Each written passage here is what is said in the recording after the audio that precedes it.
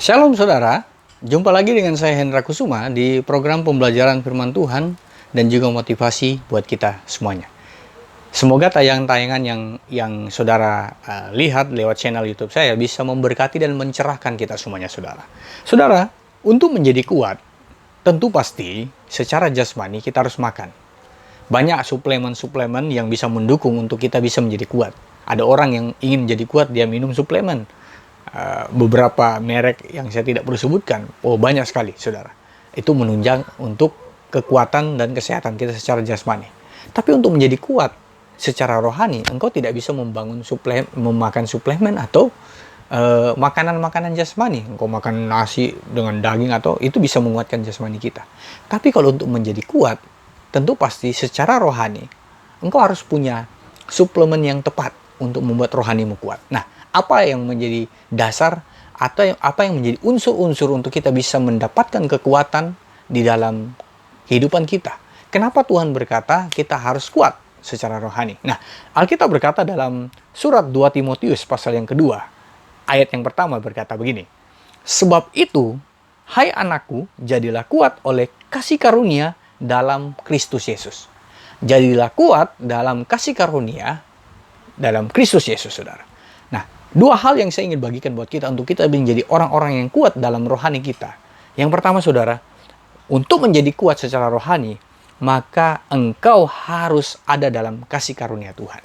Tidak ada seorang pun yang bisa kuat menghadapi tantangan dunia ini tanpa mendapatkan kasih karunia Tuhan. Tidak ada seorang pun yang kebal dengan dosa kalau dia tidak mendapatkan kasih karunia Tuhan. Tidak ada seorang pun yang bisa mengalami perubahan hidup kalau dia tidak mengalami kasih karunia Tuhan. Bahkan tidak ada seorang pun yang dapat datang sampai kepada Tuhan dan mengalami pembaruan hidup kalau bukan karena kasih karunia Tuhan. Itu sebabnya kenapa 2 Timotius pasal 2 ayat yang pertama dikatakan, "Sebab itu, hai anakku, jadilah kuat oleh kasih karunia." Jadi kita menjadi kuat secara rohani bukan karena oleh makanan-makanan fisik, tapi kita kuat rohani karena makanan-makanan rohani. Yang tentu yang paling utama adalah kasih karunia Tuhan. Dan yang kedua, kita untuk menjadi kuat, saudara. Alkitab berkata dalam kalimat berikutnya, di dalam Kristus Yesus. Kasih karunia Tuhan tentu ada dalam Kristus Yesus. Jadi kalau saudara ada di luar Tuhan Yesus, maka engkau tidak akan menjadi orang yang kuat. Ya. Injil Yohanes berkata, di luar Yesus kita tidak bisa berbuat apa-apa. Di luar Yesus engkau nothing, ya kan? Tidak ada apa-apanya. Tapi di dalam Yesus engkau something. Ada sesuatu yang Tuhan akan buat dalam hidupmu kalau engkau ada dalam Yesus.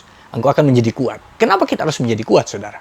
Nah, pertanyaannya, saudara, ketika kita sudah tahu unsur-unsur yang bisa membuat kita kuat, yang pertama adalah karena kasih karunia Tuhan, yang kedua karena Yesus Kristus yang ada dalam hidup kita, yang tinggal dalam hidup kita lewat Roh Kudusnya, kita menjadi kuat. Tapi pertanyaannya, mengapa kita harus jadi kuat dalam hidup kita secara rohani? Karena tentu pasti yang pertama, kita harus menjadi kuat karena hal-hal yang terjadi dalam hidup kita seringkali tidak seperti yang kita harapkan. Ekspektasi kita dalam hidup kita ketika ikut Tuhan, tentu pasti kita ingin mengalami hal-hal yang baik. Pengalaman-pengalaman yang dahsyat bersama dengan Tuhan. Tapi kenyataannya, realitanya kadangkala ikut Tuhan justru banyak tantangan, banyak masalah. Justru itulah sebabnya kenapa Yesus berkata, engkau harus kuat di dalam aku dan dalam kasih karuniaku. Artinya, karena kita tidak pernah tahu apa yang terjadi secara fakta realita di lapangan. Seringkali ekspektasi kita ikut Tuhan itu pasti ingin mendapatkan perlindungan Tuhan, kasih setia Tuhan. Tapi kenyataannya, saudara, kadangkala kita tidak mendapatkan itu. Apakah kita menyalahkan Tuhan? Tidak. Rasul Paulus pernah berdoa sama Tuhan, Tuhan, kalau boleh cabut duri dalam dagingku. Tuhan nggak berkata begini.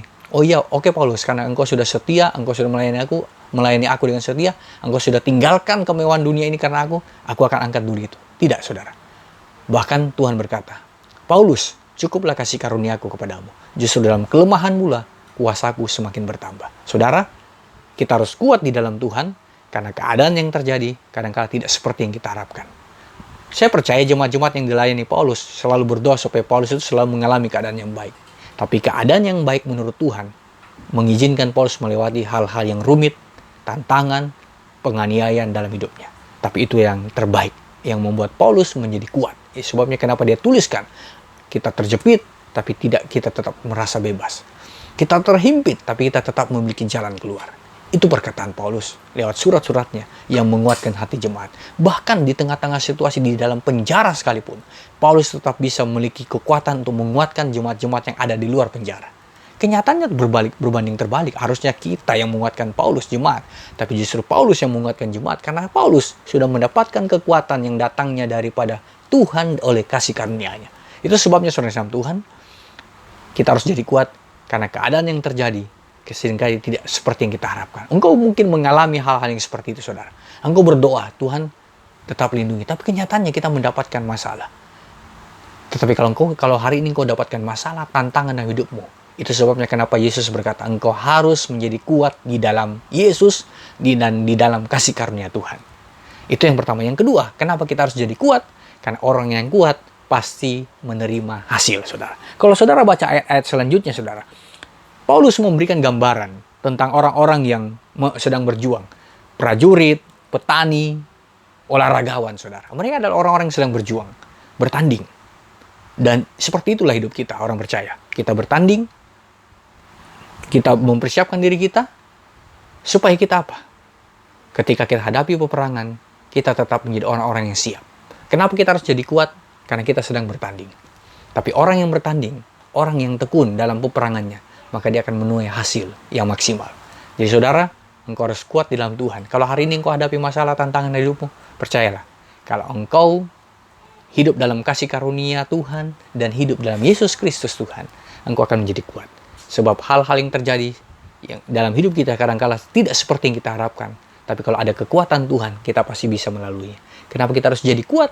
Karena saya percaya orang yang kuat, orang yang tahan dalam peperangannya, maka dia akan menikmati hasil dari ketekunannya bertahan dalam setiap proses itu. Tuhan memberkati itu semua, saudara. Semoga saudara diberkati lewat tayangan ini, saudara dikuatkan, saudara semakin semangat di dalam Tuhan, semakin antusias dalam hidup ini, sehingga banyak hal yang Tuhan bisa kerjakan dalam hidup saudara dan saya.